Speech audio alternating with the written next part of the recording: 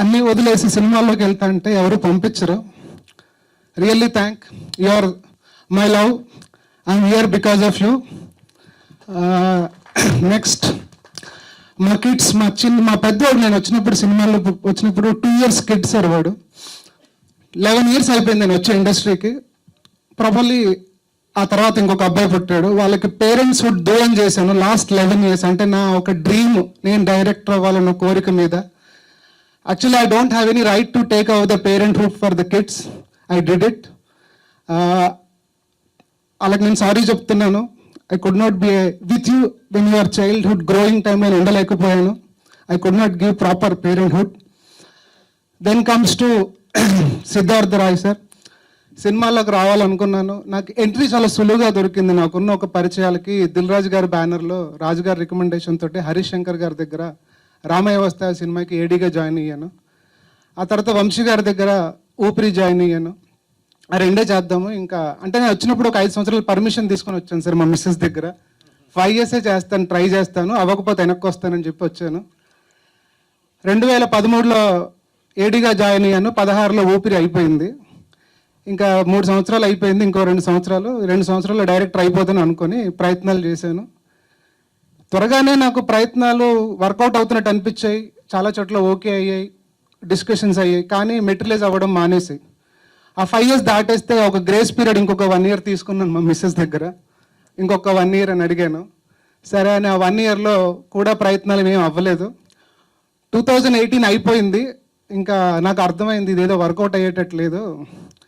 ఇంకా సరే వెనక్కి వెళ్ళిపోదాం. నేను ఒకటి బాగా నమ్ముతాను సార్, మన కోరికలు, మన డ్రీమ్స్ ఎంత ఇంపార్టెంటో పర్సనల్ లైఫ్ కూడా అంతే ఇంపార్టెంట్ నేను బలంగా నమ్ముతాను. ఇంకా పర్సనల్ లైఫ్ మిస్ అవ్వకూడదు అని చెప్పి నేను ఇండస్ట్రీ వదిలేసి హైదరాబాద్లో ఇల్లు ఖాళీ చేసి వెళ్ళిపోయాను సార్. నేను I went back to Vizag. సరే ఏదో ఒక పని చేసుకుందాం, ఏదో ఉద్యోగం చేసుకుందాం, బిజినెస్ చేసుకుందాం అని వెళ్ళిపోయాను. వెళ్ళిపోయిన తర్వాత ఈ సినిమా పిచ్చి ఎలాంటిదంటే మళ్ళీ ఊరికే ఉండనివ్వలేదు. ఈసారి అనుకున్నాను ఇంకా ఏ ప్రొడ్యూసర్లతో పని లేకుండా మనం సొంతంగా ఒక సినిమా తీసుకుందాం, మనమే డబ్బులు పెడదాం 1 కోటి, 1.5 సో ఒక కథ రాసుకుందాం. ఎలా రాసుకుందాం అంటే టీజర్ ట్రైలర్తో ఒక బజ్ క్రియేట్ అయ్యి సినిమా బిజినెస్ అవ్వాలి, రిలీజ్ అయిపోవాలి అని ఆ కసితోటి ఒక ఫ్రెండ్ ఫామ్ హౌస్లో కూర్చొని ఒక 3 నెలల్లో ఈ కథ రాశాను సార్. చాలా సులువుగా కథ అయిపోయింది. కథ ముందు ఇంత సులువుగా ఎందుకు అయిందంటే అలాంటి క్యారెక్టర్ నేను చూస్తున్నాను సార్. అతను ఎవరు అన్నది మీకు సినిమాలో తెలుస్తుంది. ఒక క్యారెక్టర్ని చూస్తున్నాను. సో ఇలాంటి క్యారెక్టర్ బేస్ మీద ఒక ఇంటెన్స్ స్టోరీ రాద్దామని రాశాను. కథ అయిపోయింది. ఆ కథ విన్న ఫ్రెండ్స్ అందరూ ఇది కొత్త వాళ్ళతో చేయాల్సింది కాదు, ప్రాపర్ హీరోలతో చేస్తే చాలా ప్రాపర్గా ఉంటుంది అని చెప్పంటే మళ్ళీ ఇండస్ట్రీలో మళ్ళీ ప్రయత్నాలు మొదలుపెట్టిన. హైదరాబాద్ వచ్చాను, రూమ్ తీసుకున్నాను, మళ్ళీ ప్రయత్నాలు మొదలుపెట్టాను. ఈ కథ సార్ దాదాపు ఇండస్ట్రీలో ఒక 100 మందికి చెప్పుంటాను, ప్రొడ్యూసర్స్, డైరెక్టర్స్ అండ్ హీరోస్. అందరికీ నచ్చుతూ ఉంది, కానీ అందరికీ భయాలు ఎక్కువ ఉన్నాయి. ఈ అంటే చాలా ఇంటెన్స్ కథ sir, intense character, regular character కాదు. కథ బాగుంది కానీ పొరపాటున పోతే తిట్టే వాళ్ళు ఎక్కువ ఉంటారు. మామూలు సినిమా పోతే ఒకడు తిడితే, ఇలాంటి సినిమా చేసి పోతే 10 మంది తిడతారు సార్. ఆ భయాలు వాళ్ళకు ఉన్నాయి. సో ఒక 2 yearsలో అటు ఇటు తిరుగుతూ ఉన్నాం. మధ్యలో కోవిడ్ వచ్చింది. కోవిడ్లో 1 year పోయింది. ఒక ఇంపార్టెంట్ ఎమోషనల్ సిచ్యువేషన్ చెప్తాను సార్. ఇదేదో నేను మీడియా అటెన్షన్ గ్రాప్ చేసి సానుభూతి పొందామని చెప్తుంది కదా, రియల్గా జరిగింది నా లైఫ్లో. ఈ ఓకే అయ్యి వెనక్కి ముందుకు వెళ్తుంటే కోవిడ్ 2nd wave వచ్చింది. సివియర్గా ఎఫెక్ట్ అయ్యాను. నాకు హాస్పిటల్ దొరకడానికి కష్టమైంది. సిలిండర్, ఆక్సిజన్ కూడా అందట్లేదు. ఫైనల్గా ఒక పెద్దవాళ్ళ సపోర్ట్ వల్ల ఒక హాస్పిటల్ దొరికింది. ఆక్సిజన్ బ్రీతింగ్ అవ్వట్లేదు, పల్స్ పడిపోతూ ఉంది. అక్కడ నాకు భయం వేసింది సార్, ఉంటానా పోతానని. అంటే I was literally seeing that end of my life అన్న ఫీలింగ్ వచ్చింది. ఆ టైంలో ఫస్ట్ నాకు మా పిల్లలు, మా మిస్సెస్ గుర్తొచ్చారు. కానీ 3వది గుర్తొచ్చింది నాకు, సిద్ధార్థ రాయ్ అనే కథ గుర్తొచ్చింది సార్. చేస్తే ఈ సినిమా చెయ్యాలి అంటే నేను బయటికి బతికి వస్తే పొరపాటున రానని అనుకున్నాను. పొరపాటున వస్తే ఈ సినిమా చేయడానికే వస్తాను అని ఫిక్స్ అయ్యాను సార్. అదృష్టమో ఈ సినిమా చేయాలన్న బలమో దాన్ని అనుకొని లక్కీగా బయటపడి వచ్చాను. ఇంకా వచ్చాక నేను ప్రొడ్యూసర్ల దగ్గరికి వెళ్ళడానికి నేను వెళ్ళలేదు. స్ట్రైట్గా నా ప్రాపర్టీ ఒకటి అమ్మకానికి పెట్టేసి ఇప్పుడు నా దగ్గర డబ్బులు ఉన్నాయి, కానీ డబ్బు సరిపోదు. సో కొత్త వాళ్ళతో చేద్దామని ఫిక్స్ అయ్యి దీపక్ని కలిశాను. తను కథ విన్నాడు. తనకి వినగానే బాగా నచ్చింది. వెంటనే ఫణి గారిని దగ్గర కూర్చోబెట్టారు. ఆయన ఫస్ట్ టైం సినిమా ఇండస్ట్రీకి సంబంధం లేదు, ఆయనకు కూడా కథ విపరీతంగా నచ్చింది. వెంటనే సినిమా స్టార్ట్ అయిపోయింది. 2 years పట్టింది సినిమా తీయడానికి. అంటే చాలా రకరకాల కారణాలతో డిలే అవుతూ వస్తుంది సార్. అయితే ఈ సినిమా మొదలుపెట్టినప్పుడు అందరు ఫ్రెండ్సే సార్. ఇప్పుడు రమణ గారు నాకు బాగా క్లోజ్ ఫ్రెండ్, డైరెక్షన్ డిపార్ట్మెంట్లో కూడా అందరు తెలిసిన వాళ్ళే. సో అందరూ సొంత సినిమా అనుకొని పనిచేశారు సార్. ఎక్కడ కమర్షియల్ యాంగిల్ కాదు. సరే మనలో ఒక డైరెక్టర్ అవ్వాలి, అవుతే మనం అందరికీ బాగుంటుందన్న ఒక ఎమోషన్ మీద అందరూ ఒక యూనిట్గా సినిమా చేశాం. సినిమా షూటింగ్ త్వరగానే అయిపోయింది సార్. షూటింగ్ తర్వాత పోస్ట్ ప్రొడక్షన్ వరకు డిలే అవుతూ వస్తుంది సార్. ఆ డిలేకి కారణం రదన్ అనే మ్యూజిక్ డైరెక్టర్. అంటే చెప్పాలి సార్ ఇది, అంటే నేను చెప్పాలి సార్, అంటే నాలాగా ఎవడు మోసపోకూడదు. చాలామంది మనం అతను అద్భుతమైన టెక్నీషియనే, కానీ ఆ అద్భుతమైన టెక్నీషియన్ అని అక్కడికి వెళ్ళిపోతున్నాం సార్. అతని చేతుల్లో పడి సినిమా నలిగిపోతుందండి. మీకు ఒక ఎగ్జాంపుల్ చెప్తా. రదన్ అనే వ్యక్తి గొడవ పడడానికే మాట్లాడతాడు. కామెడీ ఏంటంటే ఏదో సిచ్యువేషన్ గురించి చెన్నై సిట్టింగ్స్కి రావాలి, అపాయింట్మెంట్ అడుగుతుంటే రేపు అని పోస్ట్పోన్ అవుతూ ఉంది. ఆ మాట్లాడుతూ మేము రెక్కీ కోసం వైజాగ్ కార్లో వెళ్తుంటే రాజమండ్రిలో ఫోన్ వచ్చింది రదన్ది. ఆ ఫోన్ కాల్ ఎండ్ అయ్యేసరికి వైజాగ్ వచ్చిందండి. అంటే you can imagine the kind of argument it gets in to. చాలా సినిమా అతను ఎంత గొప్ప మ్యూజిక్ డైరెక్టర్, బాగా చేస్తాడు, ఇవన్నీ కాదు, కానీ సినిమాని కంప్లీట్గా కార్నర్ తీసుకెళ్ళి మనం వదిలేస్తాడు సార్. రదన్ అనే మ్యూజిక్ డైరెక్టర్ చెన్నైలో ఉన్నాడు. నిజంగా అక్కడ ఉండి బతికిపోయాడు అనుకుంటున్నాను నేనైతే. ఇక్కడ ఉంటే గొడవలు అయ్యాయి చాలా. ఆ తర్వాత సరే ఈ కష్టాలన్నీ పడి బయటకు వచ్చింది సార్ సినిమా. నా అదృష్టానికి, నా లక్కకి యాక్చువల్గా ఈ కథ సుకుమార్ గారికి చెప్పాలనుకున్నాను, విపరీతంగా ప్రయత్నం చేశాను. ఎందుకంటే ఆయన కైండ్ ఆఫ్ సెన్సిబిలిటీస్ ఉన్న కదా. సో ఈ కథ ఆయనకు చెప్పాలని ట్రై చేశాను, కుదరలేదు. ఫైనల్గా టీజర్ పెట్టాను. ఆయన టీజర్ చూసి విపరీతంగా ఎక్సైట్ అయ్యి నన్ను పిలిచి సినిమా చూస్తా అన్నారు. సినిమా చూశారు. చూసి ఓన్లీ ఫస్ట్ హాఫ్ చూడంగానే లేచి హగ్ చేసుకుని ముద్దు పెట్టి అదిరిపోయింది సినిమా, నీ నెక్స్ట్ సినిమా నా బ్యానర్లో ఫిక్స్ అని ఆయన మొన్న అనౌన్స్మెంట్ కూడా ఇచ్చారు. సుకుమార్ గారి గురించి చెప్పాలి సార్. నేను నిజంగా ఆయనకు ఒక అనామకుడిని. నాకు ఆయనకి ఏ పరిచయం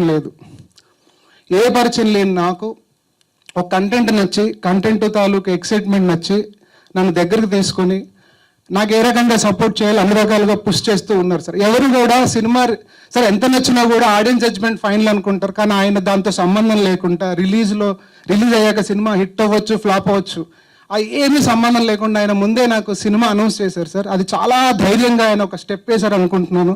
అది ఈరోజు నా సినిమాకి ఒక బజ్ క్రియేట్ చేయడానికి హెల్ప్ అయింది. Thank you Sukumar sir. You are probably the only best director or best human being as a director who is really supporting the young talent. మీరు చూస్తున్నాం, మీ శిష్యులు ఎంతమంది బయటకు వస్తున్నారు, ఎంత గొప్ప సినిమాలు చేస్తున్నారు. అంటే నాకు తెలుసు సార్, అంటే నాకు మా ఫ్రెండ్ సర్కిల్, అసిస్టెంట్ డైరెక్టర్ సర్కిల్లో వాళ్ళు పనిచేసిన డైరెక్టర్ని కలవడానికి వెళ్తే కూడా ఆఫీస్లో 5 గంటలు కూర్చోబెట్టి కలవకుండా బయటికి పంపించేసిన వాళ్ళు కూడా ఉన్నారు. అలాంటి వాళ్ళల్లో సుకుమార్ గారు ఈజ్ అ జెమ్ టుడే. నేను ఆయనకి ఏ సంబంధం లేనోడికి ఒక సినిమా నచ్చి, సినిమా రిజల్ట్తో సంబంధం లేకుండా ఒక సినిమా అనౌన్స్ చేసి ఆ సినిమా ఈరోజు మార్కెట్లో ఒక బజ్ క్రియేట్ చేయడానికి కారణమయ్యారు. అఫ్ కోర్స్ నా కంటెంట్ ఉంది, కానీ దానికంటే ఆయన చూపిన ఉదారత ఉంది చూడండి, that is the biggest thing. Thank you sir. I will be indebted for you for my life time. You are the big support for Siddharth Roy sir. And ఈ బయట కూడా మీరు ప్రీ రిలీజ్కి పిలిస్తే నేను షూటింగ్లోనూ రాలేకపోతున్నాను, నేను బయట ఇస్తానని పంపించారు. Thank you, sir. This is the pain of Siddharth Roy. Now I'll talk about the pleasure of Siddharth Roy. The pleasure is this man, sir, and sir. Because ఈ కథ ఎవరు చేయరు సార్, దీని మీద ఎవరు డబ్బులు కట్టరు. అగైన్ ద బిలీఫ్ ప్యాటర్న్, భయం వేస్తుంది పోతే ఏమైపోద్ది. సో ఈయన యాక్చువల్గా ఇస్కాన్ డివోటీ. ఈయన ఈ కథ చేశారంటే ఈ కథలో ఏదో ఆయన నమ్మారు. అది బూతు అని చాలా మంది అంటున్నారు సార్. యూత్ సినిమాలు అన్ని బూత్ సినిమాలు అవ్వవు సార్, అది నేను చెప్తున్నాను. ఏదో బోల్డ్ సీన్లు 2 కనిపిస్తే అది బూత్ సినిమా అవ్వదు. ఇందులో చాలా కథ ఉంది సార్. ఆ కథ ఏంటన్నది మీకు తెలుస్తుంది. ఈయన ఈ కథను నమ్మకపోతే ఈరోజు నేను డైరెక్టర్ అయ్యేవాడిని కాదు. సో మా వైఫ్ తర్వాత I will be thankful to this gentlemen who is supported, stood by me to make my dream fulfil. Thank you sir. Thank you very much. ఈ కథ యశస్వి గారి direction deserves all this. So thank you sir. Next my cousin Pradeep. ఒకనొక టైంలో నాకు financial support అడిషనల్గా కావాల్సి వచ్చింది. So he stood by me, he came on board. ఆయన బిజినెస్కి మాసి ప్రొడ్యూసర్కి సంబంధం లేదు, బట్ ఆయన ప్రొడ్యూసర్గా జాయిన్ అయ్యారు. జాయిన్ అయ్యి నా డ్రీమ్ని ముందుకు తీసుకెళ్లారు. థ్యాంక్ యూ మామ. Is my cousin. Then comes to our hero. తిను మీరు చూసుంటారు కదండి, ఇక్కడ కనిపిస్తుంది ఒక 10-20% ఉంటుంది పర్ఫార్మెన్స్, లోపల 80% ఉంది. నమిలి మింగి అవతల పడేశాడు క్యారెక్టర్ని. అంటే మనం ఎంత రాస్తామో సార్, ఆర్టిస్ట్ రాయకపోతే ఆ రాత అంతా వేస్ట్ అవుతుంది. నేను రాసిన దానికంటే ఒక మెట్టు పైనే చేశాడని నేనైతే అనుకున్నాను. And he can go places with his performance skills. This is, మొన్న చెప్పాను already, it will be the best debut film for a youngsters. ఈయనకి one of the best films in Telugu film industry అవుతుంది. ఆ కైండ్ ఆఫ్ పర్ఫార్మెన్స్, ఆ character. ఈయన లేకపోతే కూడా project లేదు. ఎందుకంటే ముందు ఈయనని కలిశాను నేను, తినని కలిసి కథ చెప్పాను, తనకి విపరీతంగా నచ్చి పిచ్ చేశారు. So Deepak is a source to happen this project. Thank you Deepak, and I'm wishing you great success. Then come to Tanvi, the beautiful heroine. Please come. ఈ అమ్మాయిని బాంబేలో ఆడిషన్ చేశాము, చాలా మందిని చేశాను. ఎందుకు ఈమె ఒక బిట్లో ఒక చిన్న ఎక్స్ప్రెషన్ ఇచ్చింది, నాకు ఆ ఎక్స్ప్రెషన్ నచ్చి నేను ఫిక్స్ చేశాను. యాక్చువల్గా అప్పుడు చేసేటప్పుడు లావుగా ఉంది, చాలామంది అంత లావుగా ఉన్న అమ్మాయి ఎందుకు అన్నారు. నేను లేదు సన్నగా అవుద్ది, బట్ నాకు ఆ పర్ఫార్మెన్స్ నచ్చింది. ఇందుకు ఆ పర్ఫార్మెన్స్ కావాలని నేను తను ఫిక్స్ చేశాను. నేనేదైతే నమ్మానో 2 monthsలో తను అనుకున్నట్టుగా సన్నగా నాకు పిక్స్ పంపించింది. నువ్వు సన్నగా అయితేనే క్యారెక్టర్ ఇస్తావని చెప్పాను. తన క్యారెక్టర్ బాగా నచ్చి వెంటనే తను డైట్ స్టార్ట్ చేసి ఆ ఫిజిక్ అంతా చేసి నాకు పిక్స్ పంపింది. ఎస్, యు ఆర్ డన్ అని చెప్పాను. నేను ఏదైతే నమ్మానో పర్ఫార్మెన్స్ అని, the beauty with acting skills, it's very rare and this girl has it. ఇందు అంటే దీపక్ అనేవాడు, సిద్ధార్థ్ అనే క్యారెక్టర్ ఎంత స్ట్రాంగ్గా ఉందో, దీపక్ అనే ఇందు అనే క్యారెక్టర్ కూడా అంతే స్ట్రాంగ్గా ఉంటుంది. మీరు సినిమాలో చూస్తారు, అంత స్ట్రాంగ్ క్యారెక్టర్ని మేము హోల్డ్ చేసి పర్ఫార్మెన్స్ చేసింది. So thank you for being Indu. Thank you. Then Keerthana played an important character in the film. ఆ క్యారెక్టర్ కూడా ఎవరు చేయరు యాక్చువల్గా, అది కూడా కొంచెం బోల్డ్గా ఉంటుంది. చెప్పగానే తను ఎక్సైట్ అయి చేసింది. Thank you Keerthana for being part of this film. Then I will come to the guest. Sorry sir, మీ గురించి లాస్ట్గా మాట్లాడుతున్నాను, ఏమనుకోవద్దు. కొంత సినిమాల్లో ఆయన పార్ట్ అయ్యారు. ఆయన తోకయ్యని పెట్టాను ఒక సినిమా ప్రొడ్యూస్ చేశారు, నాకు తెలుసు. ధర్మవరపు సుబ్రహ్మణ్యం గారు డైరెక్టర్. నేను అప్పటి నుంచి సినిమాలు ఫాలో అయ్యేవాడిని. ఆ సినిమా పోస్టర్ కూడా చూశాను, ఆ సినిమాకి సంబంధించిన ఆర్టికల్ శివరంజని జ్యోతిచిత్రలో చూశాను. ఆయన కూడా సినిమా పిచ్ అంతే, ఆ పిచ్ నుంచి ఎక్కడి నుంచి ఇక్కడి వరకు వచ్చారు. ఈరోజు ఆయన చూడని సక్సెస్ లేదు, ఆయన వర్క్ చేయని హీరో లేడు ఇండస్ట్రీలో. ప్రాబబ్లీ అందరు హీరోలకి బ్లాక్ బస్టర్ ఇచ్చిన రైటర్ ఆయన. రియల్లీ చాలా షార్ట్ నోటీస్లో రిక్వెస్ట్ చేశాం, ఆయన వెంటనే హానర్ చేశారు. Thank you sir. నేను హరీష్ గారి దగ్గరే వర్క్ చేశాను ఫస్ట్ సినిమాకి ఏడీగా, అక్కడ మిమ్మల్ని కలవలేకపోయిన టైంలో. Thank you sir. అంటే ఒక చిన్న సినిమా సపోర్ట్కి సార్ ప్రమోట్ అవ్వాలి అంటే ఏదో పెద్ద సెలబ్రిటీలు కావాలి సార్. టైం బీయింగ్ మాకున్న పరిచయాలకు మాకు పెద్ద సెలబ్రిటీలు, చిన్న సెలబ్రిటీలు ఇట్లా లేకుండా సినిమాకి ప్రమోట్ చేయడానికి ముందుకు వచ్చే వాళ్ళు వాళ్ళే పెద్ద సెలబ్రిటీలు అని నమ్ముతారు సార్. నేను పెద్ద మనసుతో వస్తారు, వాళ్ళే పెద్ద సెలబ్రిటీలు సార్. అంటే సక్సెస్ స్టేటస్ కాదు, ఓ ఏ ఈవెంట్ అయినా సరే వెళ్దాం, మనం వెళ్తే వాళ్ళకి ఏదో ఉపయోగపడుతుంది అనుకునే వాళ్ళే పెద్ద సెలబ్రిటీలు నేను అనుకుంటాను sir. Thank you sir, thank you for coming. Trinath గారు సార్, మీ కామెడీ సినిమా నేను సినిమా చూపిస్తామా, సినిమా చూశాను సార్. ముందు సినిమా చూడలేదు, ఫస్ట్ అది చూశాను సార్. ఇదేంట్రా బాబు, ఒక కొత్త హీరోతో ఈ లెవెల్ మాస్ కామెడీ సినిమా చేయగలరు అనుకున్నాను. ఆ తర్వాత మీ సినిమాలు నేను, లోకల్, హలో గురు, ప్రేమ కోసమే, ఇక మొన్న ధమాకా అయితే ఇంకా అది ధమాకానే 100 కోట్ల సినిమా. నాకు తెలుసు అంటే అంత అవుట్ అండ్ అవుట్ కామెడీతో 100 కోట్లు వస్తే నేను ఎక్స్పెక్ట్ చేయలేదు సార్. నిజంగా నాకు షాక్ చేశాను. అంటే మాస్ కమర్షియల్ సినిమా కాకుండా ఒక out and out comedy and ఆ మ్యూజిక్ తోటి 100 కోట్లు సినిమా చేసిందంటే నేను షాక్ అయ్యాను. త్రినాథరావు గారి మీద నాకు రెస్పెక్ట్ పెరిగింది. ఇలాంటి సినిమాలు డెఫినెట్గా మీ నుంచి మమ్మల్ని నవ్వించండి సార్, ఇంకా వేరే జోనర్ చేయొద్దు మీరు ప్లీజ్. ఆ సినిమాలు చేయండి. Thank you sir. మిమ్మల్ని కూడా చాలా షార్ట్ నోటీస్లో రిక్వెస్ట్ చేసాము, వచ్చారు. Thank you very much sir. Then Kiran garu is something like మాలాంటి వాళ్ళు. ఆయన కూడా తన కెరియర్ని తానే డిజైన్ చేసుకొని షార్ట్ ఫిలిమ్స్ నుంచి వచ్చి షార్ట్ ఫిలిమ్స్ చేస్తూ హీరోగా, తను యాక్చువల్గా హీరో అనుకుంటే ఆ సినిమాకి ఆయనే కర్త క్రియ ఎస్ఆర్ కళ్యాణ మండపం. మనకు తెలుసు ఆ సినిమా ఎంత సక్సెస్ కొట్టిందో. అంటే కళలు కనే వాళ్ళకి ఇలాంటి వాళ్ళు ఇన్స్పిరేషన్ అవుతారు సార్. అంటే మనకి ఏ ఆధారం లేదు, ఇండస్ట్రీలో ఎవరూ లేరు, కానీ ఒక మొండి ధైర్యం లేదా ఒక పట్టుదల లేదా ఒక పిచ్ ఉంటాయి. ఈ మూడు కలుపుకొని వాడని వెళ్ళాలనుకుంటే ఇలాంటి వాళ్ళు కనిపిస్తారు సార్ ఒకరు. ఎస్, ఆయన సక్సెస్ అయ్యాడు కదా, మనం ఎందుకు వెళ్ళలేము. ఒక రాజ్ తరుణ్, ఒక కిరణ్ గారు, మనకున్న నాని గారు, లేకపోతే అడవిశేష్ గారు, అంటే వీళ్ళందరూ ఏంటంటే సెల్ఫ్ సస్టైన్డ్ వాళ్ళు. విశ్వక్ సేన్, సిద్ధు జనలగడ్డ, ఏ బ్యాక్గ్రౌండ్ లేదు, వాళ్ళ కష్టాన్ని నమ్ముకొని, వాళ్ళ అదృష్టాన్ని నమ్ముకొని, వాళ్ళ టాలెంట్ని నమ్ముకొని ఎదుగుతూ వస్తున్నారు sir. You are really one source of inspiration for us sir. మిమ్మల్ని నేనైతే చాలా షార్ట్ నోటీస్ అందరికంటే అడగగానే వచ్చారు. అంటే ఆయన చాలా ఎక్సైట్మెంట్ ఫీల్ అయ్యారు మమ్మల్ని మేము కలిస్తే. ఈ కంటెంట్ గురించి విన్నాను, నేను ఈ సినిమా గురించి విన్నాను, నేను డెఫినెట్గా నా వైపు నుంచి ఎంత ప్రమోట్ చేయాలో అంత చేస్తానన్నారు. ఈవెంట్గా రావడం కాదు, I push it through my channels కూడా అని చెప్పన్నారు. Very grateful to you sir, thank you very much. Technicians Eshwar, మా దాంట్లో 6 పాటలు ఉంటే 5 పాటలు కొరియోగ్రఫీ తనే చేశాడు, అన్ని montage songs. We work together, we had a good time, కష్టపడ్డాడు బాగా. Then comes to my lyricist Balaji garu. ఇందాక ఒక పాట చూసుంటారండి మీరు, నువ్వు నమ్మిన సిద్ధాంతం అని, అది ఇంటర్వెల్లో వచ్చే సాంగ్ సార్. నేను యాక్చువల్గా శాస్త్రి గారితో రాయించుకోవాలని అనుకున్న పాట సార్ అది. శాస్త్రి గారు ఆ టైంలో, మా సినిమా చేసే టైంలో అప్పటికే ఆయన మనం వదిలేసి వెళ్ళిపోయారు. ఈయన ఆ పాట రాయగలరని నమ్మాను, అంత స్థాయిలో రాశారు సార్. అద్భుతమైన సాహిత్యం, నా సిచ్యువేషన్ మీరు సినిమా చూస్తే అర్థమవుతుంది సార్. సినిమాకి టర్నింగ్ పాయింట్ సార్ ఆ సాంగ్. చాలా బాగా రాశారు. ఇలాంటి పాటలు ఇంకా బాగా రాస్తారని నేను నమ్ముతున్నాను. Thank you sir. రమణ గారు సార్, అయిపోయింది సార్, ఏమని అనుకోవద్దు సార్. రమణ గారు ఫ్రెండ్ ముందు నుంచి, కొన్ని రోజులు వాళ్ళ రూమ్లో కూడా ఉన్నాను.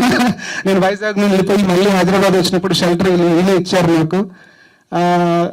ఈయన ప్రకాష్ రాజ్ గారి దగ్గర కో డైరెక్టర్, చాలా బిజీగా పెద్ద సినిమాలకు వర్క్ చేశారు. కానీ అడగంగానే సొంత సినిమా అని, ఫ్రెండ్ సినిమా అని, డబ్బులు తక్కువైనా కూడా సినిమాకి వర్క్ చేశారు. తను చాలా మందిని పూల్ చేసి తీసుకొచ్చారు సార్. అసిస్టెంట్ డైరెక్టర్లు కానీ, టెక్నీషియన్లు కానీ చాలా మందిని తీసుకొచ్చారు. Thank you. మా డిఓపి గారు శ్యామ్ గారు, దాని గురించి నేను చెప్పాల్సిన అవసరం లేదు, ఆయన పెద్ద సినిమాలు చేస్తున్నారు. Thank you sir for being part of this film. Then మా ఎడిటర్ ప్రవీణ్ పురి గారు, మా కజిన్, చాలా రోజులు ఎడిట్లో టైం స్పెండ్ చేశారు సార్. ఆయన నాకు తెలిసి ఈ సినిమా చేసినంత బయట సినిమాకి ఎక్కడ చేసి ఉంటలేదు నాకు తెలియదు. ఈ spend lot of time on the film. చాలా బాగా చేశారు ఎడిటింగ్. దెన్ ఇంకా ఎవరైనా మర్చిపోతే extremely sorry. Then my direction department, Venu garu, RK, Harsha, Rahul, then Bhargav, ఇంకా పేర్లు ఎవరైనా మర్చిపోయి ఉండొచ్చు. ఐఎమ్ రియల్లీ సారీ, గుర్తు రావట్లేదు. దెన్ మా కజిన్ గురించి చెప్పాలి సార్, బాబురావు అని, last sir. Sorry, very important sir. వాడు తను యాక్చువల్గా తను స్విగ్గీలో ఏరియా మేనేజర్గా పనిచేసుకుంటా ఉన్నాడు. సో ఇక్కడ మనం వన్ ఆఫ్ ద ప్రొడ్యూసర్గా సినిమా చేస్తున్నాం కదా, ప్రొడక్షన్ కూడా మనమే చూసుకుంటున్నాం. సో మన వాడు కావాలని చెప్పి వాడిని ఉద్యోగం మానేరని చెప్పి మానిపించి తీసుకొచ్చాను. నేనేమి ఇవ్వలేదు వాడికి శాలరీ, ఇక్కడ మామూలుగా మీగర్ అమౌంట్ ఇచ్చాను. మా బాబు సక్సెస్ అవ్వాలని వాడు కష్టపడ్డాడు. Baburao, love you, keep supporting me like this. Thank you very much. ఇంకా ఎవరైనా మర్చిపోయింటే ఎక్స్ట్రీమ్లీ సారీ. సిద్ధార్థ అనే సినిమా గురించి నేను ఇంకేం మాట్లాడాను, ఎందుకంటే ఆల్రెడీ అక్కడ ఉంది. సుకుమార్ గారు నాకు రాజముద్ర వేశారు. సో సినిమా డెఫినెట్గా మిమ్మల్ని ఎంటర్టైన్ చేస్తుంది. రేపు చూడండి, ఒక డిఫరెంట్ సినిమాటిక్ ఎక్స్పీరియన్స్ ఇస్తుంది సార్. ఇలాంటి కథ, క్యారెక్టర్ రాలేదు సార్, డెఫినెట్గా చెప్తున్నాను. మీరు థియేటర్లో చూడండి, పైసా వసూల్ ఫిలిం. ఈ బోల్డ్ అగ్రెషన్ ఇంకా దాటి ఒక అద్భుతమైన కథ ఉందండి. సిద్ధార్థ్ అని అడిగారు, సిద్ధార్థ్ రాయ్కి పవన్ కళ్యాణ్ గారి పేరు కలిపి పెట్టారా అన్నారు. కాదు, సిద్ధార్థ్ అంటే is antithesis of Gautam Buddha. This story is nothing but antithesis of Gautam Buddha sir. Gautam బుద్ధుడు రాజయోగం నుంచి సన్యాసయోగం వైపు వెళ్ళాడు. ఈ సినిమాలో హీరో సన్యాసయోగం నుంచి రాజయోగం వైపు వచ్చాడు. That is the reason we have a Siddharth. And రా ఎందుకన్నది మీరు రేపు సినిమాలో తెలుస్తుంది. Thank you very much.